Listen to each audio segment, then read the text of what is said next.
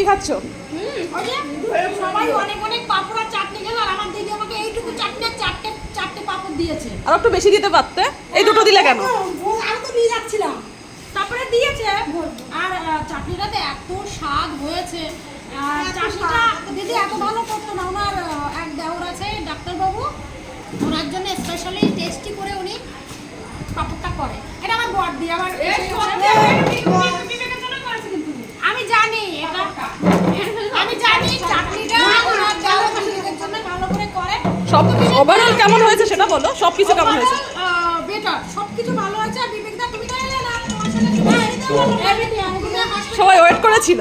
আমরা খেয়ে আমার বৌদি অনেক ভালো রান্না করেছে, আর আমার বড়দি চিকেনটা করেছে। দিদি অসাধারণ, সব কিছু অনেক সুন্দর হয়েছে, অনেক সুন্দর হয়েছে, সব কিছু অনেক সুন্দর হয়েছে। চাটনিটা আমার কাছে সব থেকে ভালো। বলো চাটনিটা কত সুন্দর হয়েছে তুমি বলো। আচ্ছা কৃষ্ণা বলো চাটনিটা অনেক অনেক অনেক সুন্দর হয়েছে। অনেক সুন্দর হয়েছে। শুরু করলি?